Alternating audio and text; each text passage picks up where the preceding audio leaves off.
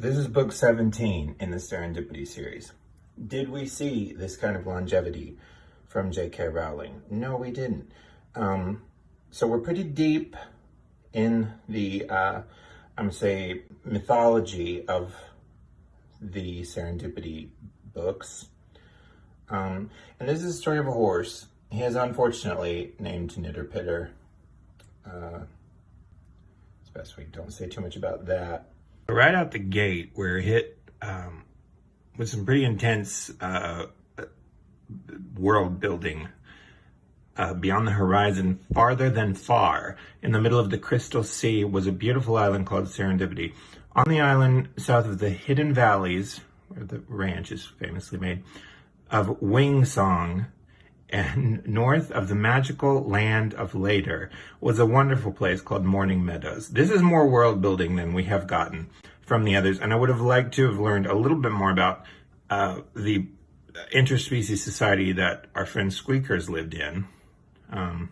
But I guess that's neither here nor there. Here in the meadows lived all sorts of wondrous creatures, dancing deer and blue ruffled featherings, which appeared to just be birds. So maybe that's a language lost in translation thing, I don't know. In this land, we have a sort of a band of horses. They hang out, they play. There's one other horse in this sort of neighborhood, and his name is Nitter Pitter. And he does not play with the other horses because he is, quote, so pretty. He's fine. He's very much a basic looking horse.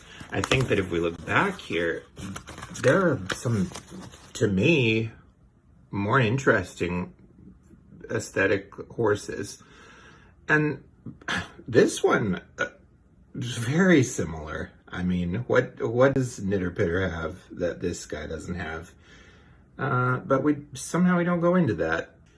We learned that one of his favorite things to do is to look at his own shadow and to go to the side of the water and look at himself in the pond. Nitter Pitter is what we call in the equestrian terminology, high on his own supply.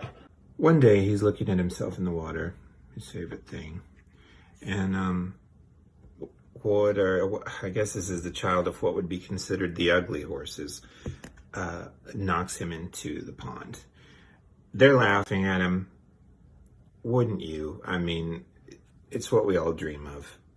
The cocky jerk gets brought down a peg.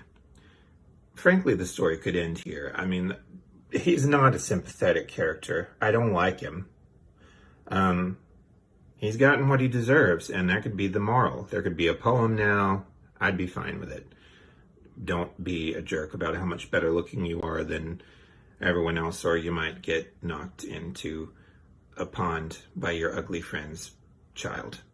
It's not my best work, but it's better than some of the others, frankly. So of course now he wants to dry off. He goes and rolls around in what sort of appears to be a sand trap. We're at a golf course now, apparently. So yeah, he's humiliated and he just wants to clean himself up, and he does this by rolling around in dirt. So not only is he a jerk, he's an idiot. So anyway, now he's a little bit scraggly. He talks about how it used to be his favorite thing in the world was to look at himself, and now he doesn't even want to look because he's, I guess, a bit muddy and wet. Frankly, there's not a lot of difference here. He looks damp, but I'm sure he'll dry off. But instead, he is feeling really badly. He goes and he quote unquote hides under a tree. Surely there was one with better coverage than this. Well, we get our glimpse of the first bird in the stories that we've read. This is a raven. He does not get a name, which is unfortunate. He comes along, asks, what's the deal? Why are you hiding? He says it's because he's hideous, which again, seems to be the same as before, but anyway, the raven tells him that it seems to me you look about as normal as can be. Wow, that is truly damning with faint praise. I mean, if you're feeling bad about the way you look and someone says, no, you look normal, if that's the best you can come up with. And his expression really seems to reflect the dagger to the heart that comment was. So the raven tells him to use this to his advantage because his horse neighbors might hang out with him now, because we're meant to understand that this ordeal has disfigured him beyond recognition, the falling in the water and rolling in the dirt. Frankly, he looks better than he did on the last page. He's pretty much back to normal. So I'm skeptical of this plan. But beyond that, it's pretty rough if you have to almost sort of go into the witness protection program to get people to like you because you were so incredibly awful before. You have to go into disguise to be accepted. Allegedly this works.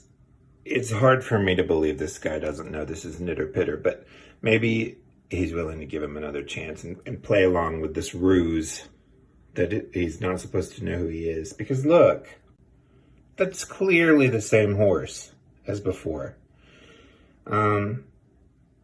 Anyhow, they play with him. Everything's fine. He has friends now. And we end with a poem. The poem goes like this. When you look into the mirror, in the meadows of your mind. Wow, that is some weird, wild stuff. Remember Nitter Pitter and the lesson he did find. What was the lesson exactly? If the book had ended here, I could see a lesson being learned. But instead, we go on this weird sort of tortuous story about how he has to become ugly to be accepted. And I don't know how that applies to the life of a child.